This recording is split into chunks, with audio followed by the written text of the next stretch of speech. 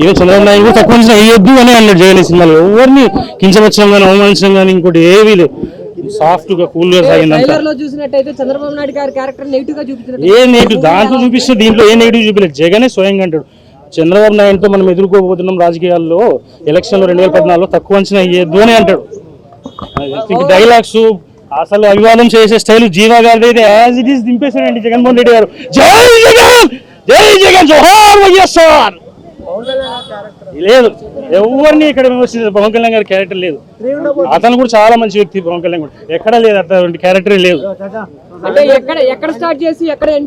ఇంకా అతను చనిపోయిన దగ్గర నుండి స్టార్ట్ చేశారండి మన రాజశేఖర రెడ్డి గారు. మళ్ళీ కూడా వస్తాడు, అట్లా అంతా బాగా చేస్తాడండి.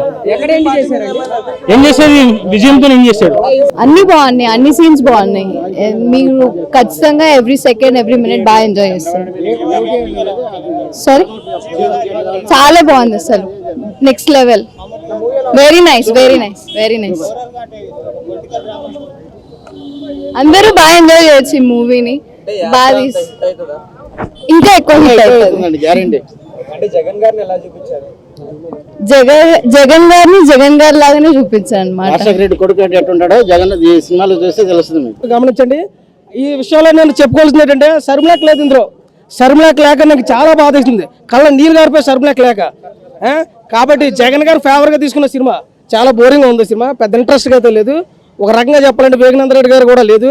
సో మంచి జరిగో చెడో జరిగో, రాజశేఖర రెడ్డి గారు చనిపోయిన కానీ సీఎం జగన్మోహన్ రెడ్డి గారు సీఎం అయిన వరకు సినిమా చూపించుకుని జగన్మోహన్ రెడ్డి గారు ఫేవర్గా తప్ప సినిమా ఏమి లేదు. నాకైతే చాలా బోర్ కొట్టింది సినిమా. ప్లస్ అయితే కనుక ఏం లేదు, సినిమా చాలా మైనస్గా ఉంది. మరొకసారి చెప్తున్నాను, ఖచ్చితంగా రేవంత్ రెడ్డి గారు దీని మీద స్పందించాల్సిందే. ఎందుకు స్పందించాలంటే మీరు సినిమా చూడండి, ఒకసారి సినిమా చూసి మీ స్పందన చెప్పండి. ఎందుకంటే పవన్ కళ్యాణ్ గారిని కానీ బాబు గారిని కానీ పక్కన పెడదాం సినిమాలో, ఎందుకంటే రాజకీయ పరంగా చూసుకోండి. కానీ కాంగ్రెస్ పార్టీని ఏకీపాడేశారు ఇందులో.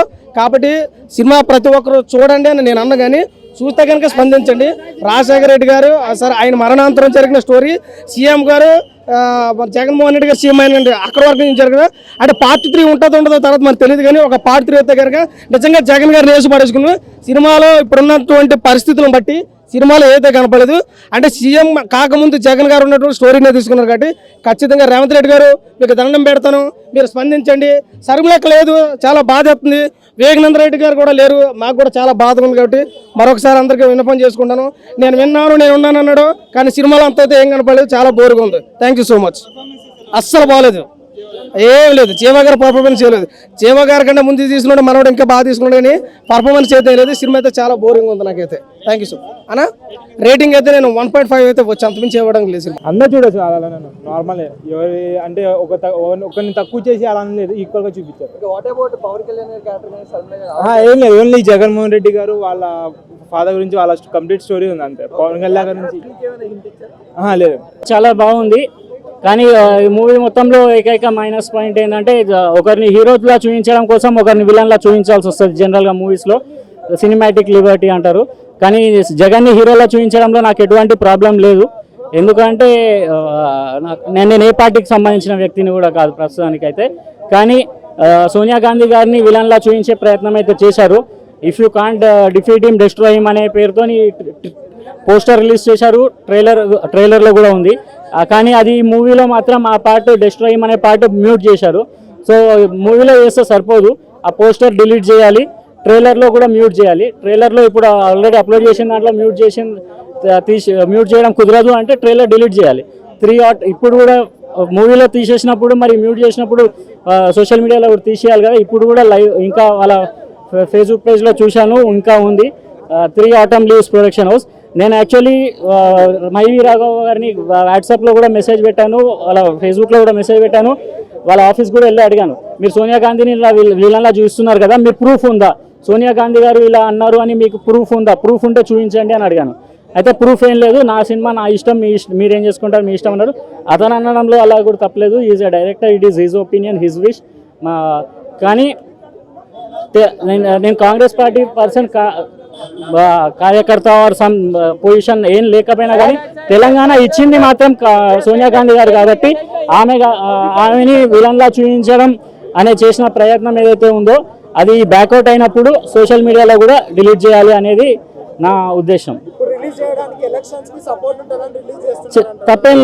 తప్పేం లేదు చేసుకోవచ్చు. దానికేమన్నా ఉంటుందా? ఎలక్షన్స్ ముందు మూవీస్ రావడం ఎలక్షన్ పొలిటికల్ రిలేటెడ్ అనేది కొత్త కాదు. ఎందుకంటే లాస్ట్ టైం కూడా 4-5 సినిమాలు వచ్చినాయి. కమరాజ్యంలో కడపరెడ్లు అని ఒకటి వచ్చింది, యాత్ర వచ్చింది, మళ్ళీ ఇంకోటి ఏదో వచ్చింది, మళ్ళీ టీడీపీ ఫేవర్లో ఎన్టీఆర్ కథానాయకుడు మహానాయకుడు వచ్చింది. సో ఎలక్షన్స్ ముందు మార్కెటింగ్ చేసుకోవచ్చు అనేది ఎలాగైనా దానిలో తప్పేం లేదు. ఇది జగన్మోహన్ రెడ్డి గారు సీఎం అయ్యేంత వరకు మొత్తం స్టోరీ ఇది చాలా బాగుంది. అంటే నేను అసలు ఏపీకి సంబంధం లేదు, అంటే ఫ్రెండ్స్ రిలేటివ్స్ పక్క రాష్ట్రం, నాకు కేరళ ఎంతనో కర్ణాటక ఎంతనో మహారాష్ట్ర ఎంతనో నాకు ఏపీ అంతే, because I'm Telangana. But as a common man చెప్తున్నాను, మూవీ చాలా బాగుంది. జగన్మోహన్ రెడ్డి గారిని నేను ఇంతకుముందు జగన్ జగన్ అని పిలుస్తుండే, మూవీ చూసిన తర్వాత జగన్మోహన్ రెడ్డి గారు అని అసలు ఏపీకి సంబంధం లేని వాళ్ళు కూడా రెస్పెక్ట్ ఇచ్చి పిలుస్తారు. అసలు గట్స్ జగన్మోహన్ రెడ్డి అసెట్ ఏంటి అంటే గట్స్. సెకండ్ అసెట్ అంటే వాళ్ళ ఫాదర్ సపోర్ట్ కానీ మారల్స్ కానీ ఎథిక్స్ కానీ that is his assets. Character ఏమన్నా చూడాలి? లేదు పవన్ కళ్యాణ్కి అసలు ఏం లేదు. షర్మిల గారు అసలు లేరు మూవీలో, షర్మిల గురించి లేరు. మెయిన్ హైలైట్స్ ఏమనిపించాయి మన సినిమాలో? ఎలక్షన్స్ లైక్ జగన్ గారిని జైల్లో ఉన్నా కానీ హీ వాన్ ద ఎలక్షన్స్. యాత్ర 3 కి ఏమన్నా క్లూ ఇచ్చారా? క్లూ ఏమి ఇవ్వలేదు, లాస్ట్లో అయితే ఏమి ఇవ్వలేదు, కానీ తీయచ్చు. 3 తీసుకోవచ్చు, 4 తీసుకోవచ్చు, ఎన్నైనా తీసుకోవచ్చు. అది ఇది రేటింగ్ ఇచ్చే మూవీ కాదు, 3-4 అట్లా కమర్షియల్ మూవీ కాదు. కాబట్టి దీనివల్ల న్యూట్రల్ ఓట్స్ ఏవైతే ఉంటాయో అట్లాంటివి మాత్రం వచ్చే ఛాన్సెస్ ఉన్నాయి. వైఎస్ఆర్ టీపీకి సిపికి న్యూట్రల్ ఓట్స్ వచ్చే ఛాన్సెస్ ఉన్నాయి. కొత్త కూడా చూపారు, అది ఒక్కటి బాధ అనిపించింది. బట్ మమ్మూటి గారి క్యారెక్టర్ కానీ జీవ క్యారెక్టర్ మాత్రం చాలా బాగుంది. వాళ్ళ బ్యాక్గ్రౌండ్ మ్యూజిక్ అంటే ఇంతకుముందు జనాలు ఏదనుకుంటున్నారో దాన్ని బట్టే తీసినారు. కొద్దిగా పాజిటివ్ తో పాటు నెగిటివ్ కూడా కొద్దిగా తీసింటే, అంటే కొందరు ఏమనుకుంటే ఆ రకంగా తీసింటే బాగుండేది అనిపించింది. బట్ ఓవరాల్ అయితే దీని పరంగా అయితే కొద్దిగా జగన్ ఫ్యాన్ అయ్యే వాళ్ళు కాబట్టి, ఇంకోటి ఏంటంటే వైఎస్ఆర్సీపీ పార్టీ వాళ్ళకైతే బాగానే నచ్చుతుంది, టీడీపీ వాళ్ళకైతే నచ్చకపోవచ్చు. దీనికన్నా ఇంపాక్ట్ అయితే రాజధాని ఫైల్స్ అయితే చాలా ఇంపాక్ట్ ఉంటుంది. ఎందుకంటే అది వచ్చిన ట్రైలరే మాత్రం మామూలు ఇంపాక్ట్ చూపించలేదు. బట్ ఈ సినిమా అంత ఇంపాక్ట్ చూపిస్తుంది అంటే అంత ఇంపాక్ట్ అయితే ఎక్కువ అయితే చూపించదు. బట్ వైఎస్ఆర్ రాజశేఖర్ రెడ్డి గారిది అయితే ఫస్ట్ లో ఉండేది కొద్దిగా ఎమోషనల్ అయితే అవుతాం. ఆ ఎమోషనల్ కానీ తర్వాత జగన్ వచ్చినది కూడా కొద్దిగా అయితే నిజాలే ఉండ, అంటే ఆయనని పోయి అరెస్ట్ చేసేది అవన్నీ. ఇంకోటి తెలంగాణ గురించి కూడా కొద్దిగా చూపించింది, అంటే విడిపోతాయి కదా ఆ స్టేట్ లో విడిపోయేది కూడా చూపించింటే బాగుండేది అనిపించింది. కనీసం షర్మిల గారిని కొద్దిగా చూపించింటే బాగుండేదని నాకు అనిపిస్తుంది. ఎందుకంటే ఇంకా ఆమె ఇప్పుడు అక్కడ కాంగ్రెస్ లో పోటీ చేసింది కాబట్టి అక్కడైతే ప్యాట్ అయితే ఉండదు.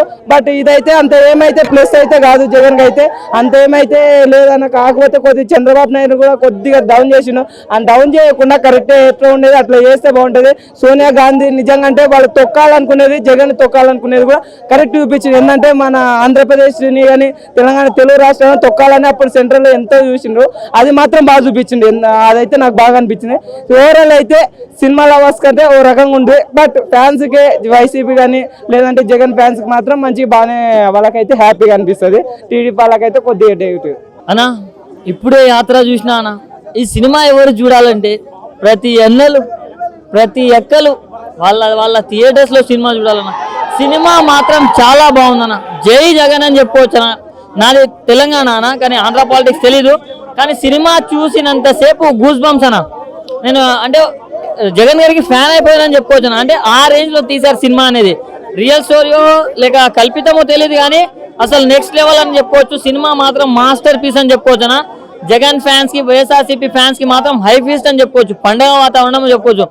నెక్స్ట్ లెవెల్ ఉందన్న. అండ్ సోనియా గాంధీ ఎవరైతే క్యారెక్టర్ చేశారో ఆమె మాత్రము నెక్స్ట్ లెవెల్ పీక్స్ అని చెప్పుకోవచ్చు. అండ్ జీవ గారు మాత్రం జీవించేశారన్న. మమ్ముటి గారు ముంచేశారని చెప్పుకో. సినిమా మొత్తం ఒక ఎత్తు అయితే ఆయన పర్ఫార్మెన్స్ ఒక ఎత్తు అన్న.